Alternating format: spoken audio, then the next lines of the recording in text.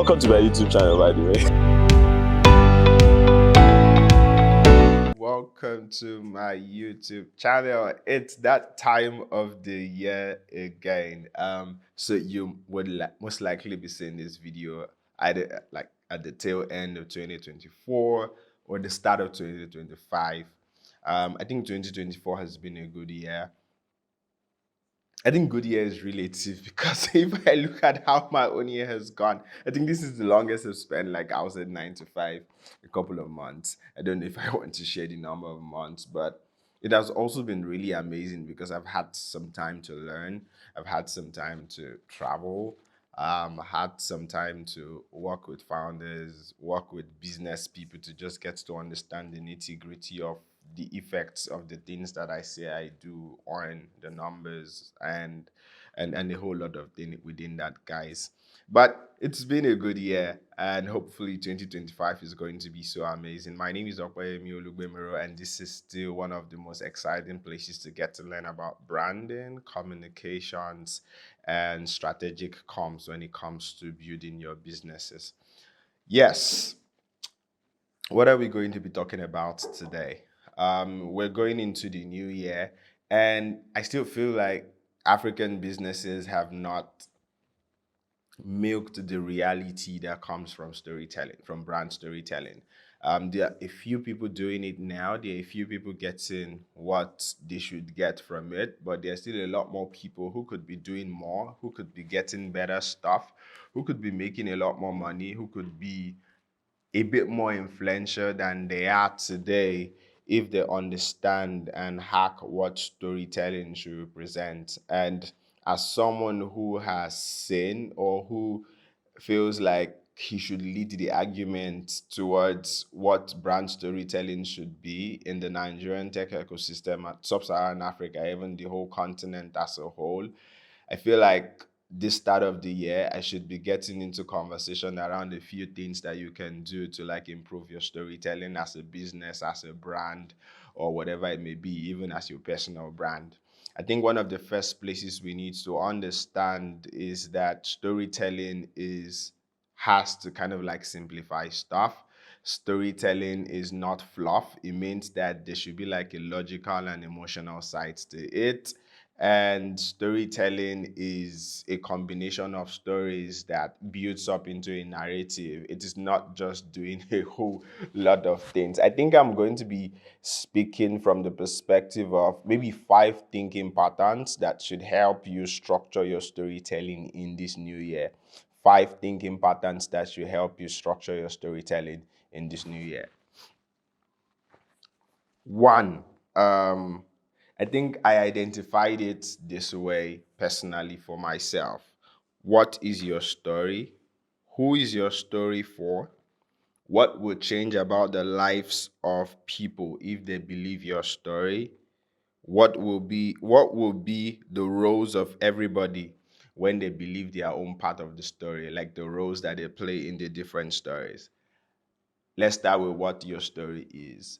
Um, I was reading an article a couple of days ago, and then I think it perfectly captures what I think storytelling should be for businesses. And he was talking about the story of Steve Jobs and how a lot of the things that he did with Apple is about creating narrative stories that people now believe about themselves and how they use a product that have now culminated into their experience with the brand in itself. Because yes, the product works, then two, there's also a story that gives you some level of equity. And I think that is one part that a lot of us still have not properly understood in this part. If a couple of days ago I was talking about the fact that I feel like stories should be told about people, more positive stories should be echoed from Nigeria or from Africa. And the argument was like, oh, there are no stories, there are no this. Was telling stories change the country. And I'm like, yes, I mean, I'm not saying that people should not talk about the things that are bad. I'm not even saying that people should not talk about their experiences.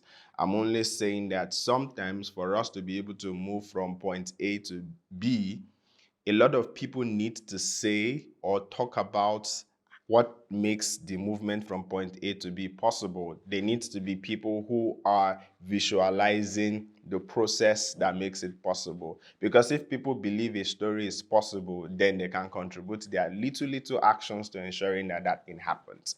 And so that is where it is for me, for a company, as you go into 2025. The first thing you should be doing is, what is that story about you that your users, your stakeholders, your investors, your customers should believe about you? What is that story? What is that? So, do you want them to think that you have the best restaurant in town? Do you want them to think that I am the best payment partner? Do you want them to think that I am the most reliable person for you to do investment with? Do you want them to think that if you want to do an event in 2025 and I'm not the one doing it, no other person, right? There's a song that comes to mind. I think it was in Street Credibility, when they say, if I know your party, you know you are missing, right? I mean, so that's like saying that if I'm not in your party, that means your party is like not like the biggest, right? So what is that story that you want people to believe about your brand in 2025? I think it's something that you need to write down, make it very bold in your offices, make it very bold in your businesses, echo it to your team at the start of the year, ensure that everybody believes that this is possible, and then work towards it. But first things first, you need to identify what is that story that you want people to believe about you in 2025. Identify it. That's the first part to doing storytelling better in this new year. The second thing is, who are the people that this story is for? Who should believe this story? It is so important. I mean, because now that you have told the story, the next thing should now be, who are the people that this story is for? Because now I was talking one day and I was talking about push notifications and how sometimes, I don't know if businesses know that, you have disturbed your customers so much that they have muted you, that the day that you're even supposed to pass across an important information, they are not going to get it because your notification is off. They are not receiving it because they are not seeing value. You are sending the same giveaway to someone who you have seen through his actions that possibly does not need that kind of money, right? And you're sending maybe $5 or $2 to someone who is, I'm like, this person is not a $1, $2 person on your platform. And you're sending the same push notification, right? So the same push notification that you give to the highest people on your platform is the same people you are giving to the people who have not used your platform in like 6 months. It's the same push notification you are giving to someone who possibly has never even used, has never been activated, has not even done one transaction. Why? Because you are, so different people believe different stories about a particular thing to make sense of it, because that's one of the biggest add-ons of storytelling. Storytelling is how we as humans make meaning of the things that we experience, of the products that we use, of the things that serve us. Because sometimes, even like, why is someone buying an Apple device instead of an Android device? It's the story that they have believed over time. Or what do they think that this thing is going to tell people based on the fact that they are using it? Yes, you can call it different thought of belief, indoctrination, several things. But yeah, the story people believe about themselves is what is going to control their lives. It's the same thing. So if you have not been able to contextualize the thing that you want to do for them based on who they are across the different verticals of the people that you serve, then there's trouble in your storytelling in 2025. Because yes, let's even say that it looks like maybe the world economy is going, and so it means that people are very intentional about how they spend their money or what they spend their money on. Let's say the economy is tight. It also now means that emotional and logical reasons are going to be very integral to how people make their buying decisions. So sometimes you can make logical reason for why people should use you, but they don't feel like you're the best person to use. So they look for the other person that does emotional and logical together, which is what storytelling is supposed to help with. So who is that story for? Who should believe your story? Who is important? Have those people down. And in marketing terms, they call it ICP, right? ID customer profile. Some people use like the whole custom brand. I think I've forgotten the name. Yeah. So yeah, some people use ideal customer profile (ICP) to do it. So, like, make those classifications about the people that you want to serve, and then you know what happens. It's two things that happens when you're able to identify the people you are telling stories to. One, it helps your product decisions. Away from the fact that it helps your storytelling, it also helps your product decisions because now you're telling a story that this product feature is supposed to make happen, and then they understand why that feature is really important, right? I think it was this Steve Jobs story that I was reading about, and it spoke about how if this is really important, you are able to show what their life is missing without the product, or the extra that this is coming, or show the frustration that has existed before your product came about. So if you are able to do that, identify the people. So immediately you have identified the people you are trying to serve, then you are able to tell the stories that are really important to them, that can keep them either glued to you or keep you as the option in their minds, because now you are now able to tell the stories that relates to their kind of life which your product fits into. So two, first, I've spoken about the fact that you need to identify what your story is, which is more like telling a story that places you in the lives of the people you want to serve. Second is identify the people who should believe your story. Who should believe your story? And I think the third one is what will change about their lives when they believe your story. Believing your story means that they have now started using you or considering to use you. So what would change about their life when they believe your story? So let's say, for example, I think I was speaking one day and I was like, almost if you run a fintech now, you do banking, okay, save, invest, transact. So almost everything is the same in terms of functional benefits. So maybe now there's now the conversation of, okay, which bank is doing it well? Which bank has like fastest stuff? Which bank is most trustworthy to get to do stuff? But if everybody gets to the point where they are doing it excellently well, what will now be like a major differentiator is how people feel about you, or the stories that they have believed about how you change their lives or what role you are playing. And that's why I said the third one, or rather, I'm saying the third one is, if people believe your story, how will their life change? So this is how you structure your storytelling. So you're now saying, this is what happens when you use me. This is what your life is going to look like. This is the experience you're going to have. This is where you're going to go. This is the benefit you're going to experience. This is how the people around you are going to see you. Because sometimes it is so important, especially in this part, how people perceive people, right? And people see it as a very important part of their life. And so if you can show that if you use this, XXY is going to see you differently, right? It could change the dynamics of why people use your product or not. So if people believe your story, which is what you're saying in terms of your product marketing, how will their lives change? That is the third question that you need to answer as you think through your storytelling in the year 2025. Then the last one, what is going to be the roles of the different people in the story when they have believed they are part of the story? So an investor has a part of the story that they need to believe. A user has a different part of the story that it needs to believe.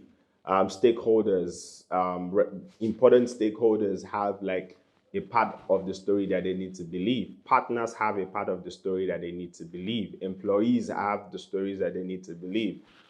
Potential employees or potential partners have the story that they have to believe. And you need to now cascade the different experiences of one story into their own parts, so that like it's almost as if you're building an Avengers for your storytelling, but like giving different people roles. And in giving people roles in your mind as you have done it, what happens is that you're now able to pay attention to the uniqueness that they bring to the table.